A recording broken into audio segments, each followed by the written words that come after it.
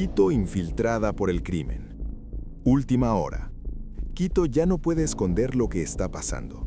No es una percepción, no es una exageración, no es un caso aislado.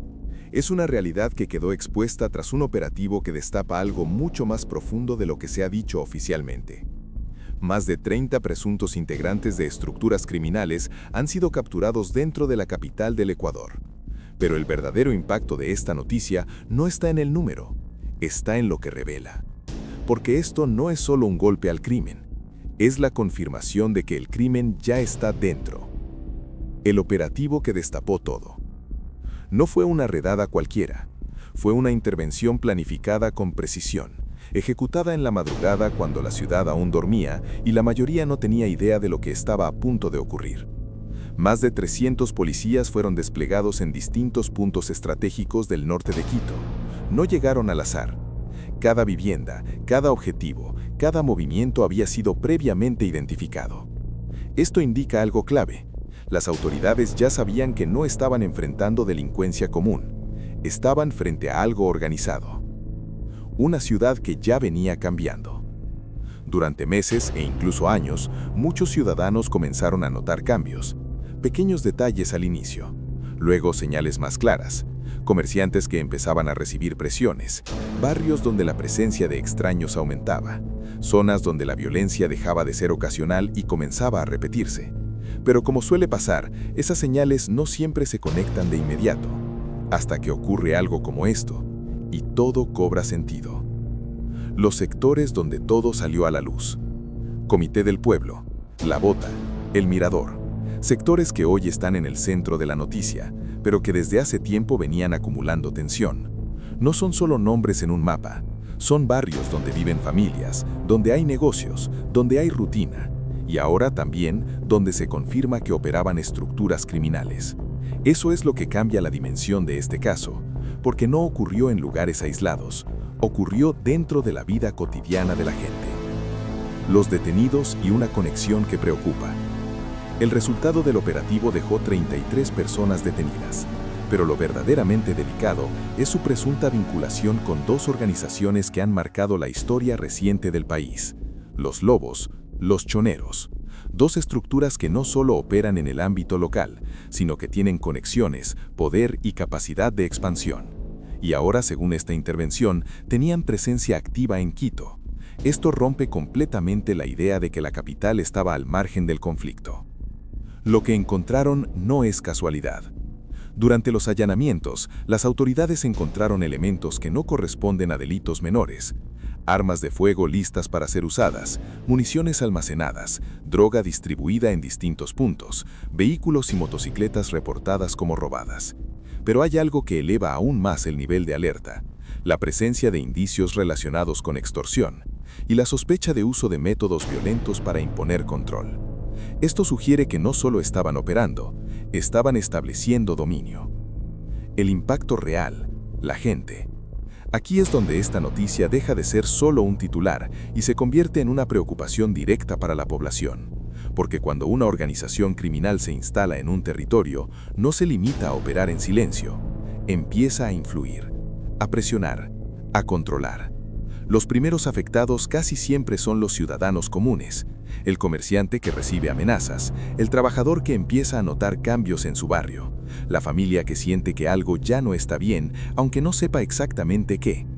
Este tipo de estructuras no necesitan ser visibles para generar miedo, su sola presencia cambia el entorno. Una infiltración que toma tiempo. Hay algo que no se puede ignorar. Una red de este nivel no aparece de la nada, no se construye en semanas, se infiltra lentamente, se posiciona, se fortalece, hasta que logra operar sin levantar sospechas inmediatas. Por eso este caso genera tanta preocupación, porque sugiere que esto no es nuevo, es algo que ya venía ocurriendo. La gran pregunta que nadie puede evitar: si estas estructuras lograron instalarse de esta manera en Quito, ¿cuánto tiempo llevan operando? ¿Quiénes más están involucrados? ¿Y qué otras zonas podrían estar en la misma situación sin que aún se haya hecho visible? Estas preguntas no tienen respuestas claras todavía, pero el solo hecho de que existan ya es preocupante. Un problema que va más allá de las capturas. 33 detenidos es un golpe importante, Pero no significa que el problema haya terminado. En estructuras organizadas, cada persona cumple un rol, y cuando algunos caen, otros pueden ocupar su lugar. Eso es lo que hace que este tipo de casos sean tan complejos. No se trata solo de capturar, se trata de desmantelar completamente. Y eso toma tiempo. Una realidad que ya no se puede ignorar. Este operativo deja algo claro. El crimen organizado no es un problema lejano, no es algo que ocurre en otras ciudades o en otros contextos. Está aquí, está presente y está evolucionando. Lo que ocurrió en Quito no es un hecho aislado, es una señal, una advertencia que expone una realidad mucho más profunda. Una red operando dentro de la capital, una estructura que no apareció de la noche a la mañana y un problema que, lejos de terminar, apenas empieza a mostrarse. En la siguiente parte se revelarán detalles aún más delicados. Cómo operaban realmente estos grupos dentro de la ciudad, qué roles cumplían sus integrantes y por qué este caso podría estar conectado con una red mucho más amplia de lo que se ha informado. Porque lo que viene podría cambiar completamente la forma en que se entiende este caso. Así operaban dentro de Quito. Esto no era improvisado. No era un grupo desordenado actuando por oportunidad. Era una estructura. Y lo que poco a poco empieza a salir a la luz sobre los detenidos cambia completamente la forma de entender este caso. Porque no todos cumplían el mismo rol. No todos estaban ahí por casualidad.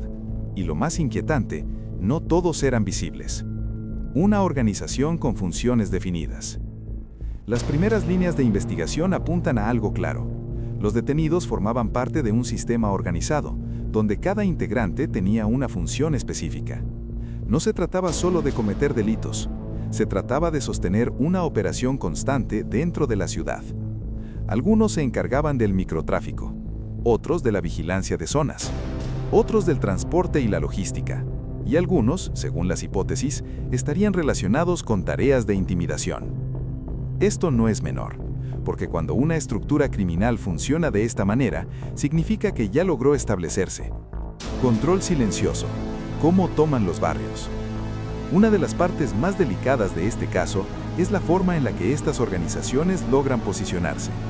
No llegan haciendo ruido, no empiezan con violencia visible, empiezan poco a poco. Primero con presencia, luego con control de actividades ilegales menores. Después con influencia, hasta que finalmente el territorio deja de ser completamente libre. Y eso es lo que podría haber estado ocurriendo en los sectores intervenidos. Un control que no siempre se ve, pero que se siente. El papel de la extorsión.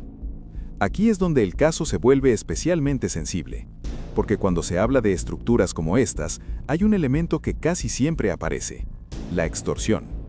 Y aunque no todos los detalles han sido confirmados públicamente, los indicios encontrados apuntan a prácticas que podrían estar relacionadas con este tipo de delito. Esto implica algo directo: presión a comerciantes, cobros ilegales, amenazas y en algunos casos el uso de la violencia como forma de imponer obediencia.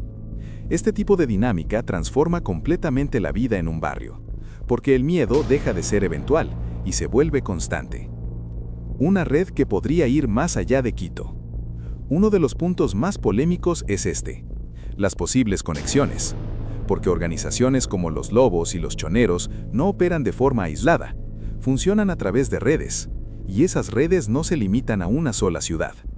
Eso abre una posibilidad inquietante: que lo descubierto en Quito sea solo una parte de algo mucho más grande, una pieza dentro de una estructura que conecta diferentes zonas del país.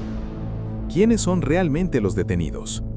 Aquí es donde la historia se vuelve aún más compleja. Algunos de los capturados tendrían antecedentes. Otros, aparentemente, no llamaban la atención. Esto es clave, porque demuestra que estas estructuras no siempre están formadas únicamente por perfiles evidentes. También pueden incluir personas que pasan desapercibidas, que viven en el barrio, que forman parte del entorno, que no generan sospechas inmediatas. Y eso hace que el problema sea mucho más difícil de detectar. El factor que más preocupa. Hay un elemento que atraviesa todo este caso y que genera la mayor inquietud: la capacidad de adaptación. Estas organizaciones no operan igual en todos lados. Se ajustan, cambian estrategias, modifican su forma de actuar, se integran al entorno. y eso les permite crecer sin ser detectadas rápidamente. Por eso, cuando finalmente salen a la luz, ya tienen una base sólida. ¿Qué pasa cuando cae una parte de la red? Este es uno de los puntos más debatidos, porque aunque el operativo haya sido contundente, la historia no termina con las capturas. En estructuras organizadas, las piezas pueden ser reemplazadas, las funciones pueden ser reasignadas, y la red puede intentar reorganizarse. Esto no significa que el operativo no haya sido importante, significa que el desafío es mucho mayor. Una ciudad bajo presión. Lo ocurrido en Quito no solo es un caso policial, es un reflejo de algo que está cambiando. La dinámica de la ciudad, la percepción de seguridad, la forma en la que las personas viven su día a día. Cuando aparecen indicios de control criminal en barrios, el impacto no es inmediato en cifras, es progresivo en la vida cotidiana. Lo que podría venir. A partir de este operativo se abren varios escenarios. Más investigaciones, más intervenciones, posibles nuevas capturas. Pero también existe la posibilidad de que salgan a la luz conexiones que aún no han sido reveladas. Y eso podría escalar el caso a un nivel mucho mayor. Lo que parecía un operativo puntual empieza a mostrar la forma de una red. Una estructura organizada, con roles definidos, con presencia en barrios clave y con posibles conexiones que van más allá de la capital. Pero lo más delicado aún no se ha dicho completamente, porque en la siguiente parte se abordará lo que muchos consideran la parte más polémica de este caso: el impacto real en el país, las fallas que permitieron que esto ocurriera y la pregunta que muchos ya se están haciendo: ¿se pudo haber evitado? Lo que viene no es solo información, es una confrontación directa con la realidad. La verdad incómoda. Lo que este caso revela sobre el país. Esto ya no es solo un operativo. Ya no es solo una lista de detenidos, ni un resultado policial que se presenta en cifras. Esto es algo más profundo, algo que incomoda. Porque lo que ocurrió en Quito no solo expone a una estructura criminal, expone una realidad que muchos preferían no enfrentar. La pregunta que nadie quiere responder. Hay una pregunta que queda flotando después de todo esto. ¿Cómo llegó esto hasta aquí? Porque una red de este nivel no aparece de la nada, no se instala en barrios enteros sin dejar rastros, no se organiza sin tiempo, no se fortalece sin oportunidades. Esto obliga a mirar más allá del operativo, obliga a cuestionar. ¿Se pudo haber evitado?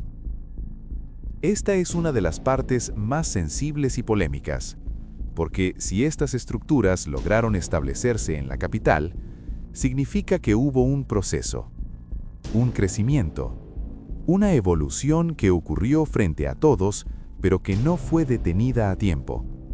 Y eso abre un debate inevitable. ¿Faltó control? ¿Faltó reacción? ¿Faltó presencia? O peor aún, ¿se subestimó el problema? El costo real no se ve en cifras. Cuando se habla de operativos, se habla de números. 33 detenidos, armas incautadas, droga decomisada. Pero el verdadero costo no aparece en esos reportes. Está en lo que vive la gente, en el comerciante que paga por miedo, en el vecino que evita hablar, en la familia que empieza a sentir que su barrio ya no es el mismo. Ese es el impacto que no se mide fácilmente, pero es el más importante. Una transformación silenciosa.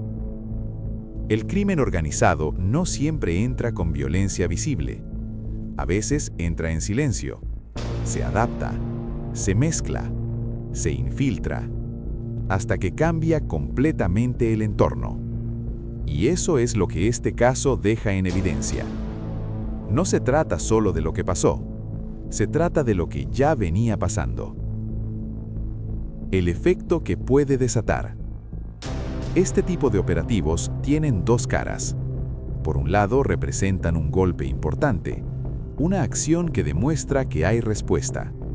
Pero por otro, pueden generar reacciones, reacomodos dentro de las estructuras, intentos de recuperar control, nuevas estrategias. Y eso es lo que mantiene en alerta a muchos. La confianza en juego. Después de un caso como este, hay algo que inevitablemente se pone a prueba. La confianza. Confianza en la seguridad. Confianza en el control del territorio. Confianza en que la situación está bajo manejo. Y cuando aparecen evidencias como estas, esa confianza se debilita. Una realidad que ya no se puede negar. Lo ocurrido en Quito marca un punto de quiebre, porque rompe una idea que durante mucho tiempo se mantuvo, que la capital estaba relativamente al margen. Hoy eso ya no se sostiene. Hoy hay evidencia de presencia, de operación, de estructura, y eso cambia completamente la conversación. Lo que viene para el país. Este caso no termina aquí. De hecho, podría ser solo el inicio de algo más grande. Más operativos, más investigaciones, más revelaciones, pero también más presión para entender la dimensión real del problema. Porque ya no se trata de casos aislados, se trata de un fenómeno que está evolucionando. Lo más inquietante de todo esto no es lo que se encontró. Es lo que todavía no se ha encontrado. No es lo que se desmanteló. Es lo que podría seguir funcionando. Y no es lo que ya se sabe. Es todo lo que aún no se ha dicho. Cierre final. Quito ya no es la misma. Lo que ocurrió deja una marca. Una advertencia clara de que el problema es más profundo, más complejo y más cercano de lo que muchos imaginaban. Y mientras el país observa los resultados de este operativo, la verdadera historia apenas empieza a revelarse. Porque cuando una red cae, no significa que todo terminó. A veces significa que recién empieza a verse la verdad.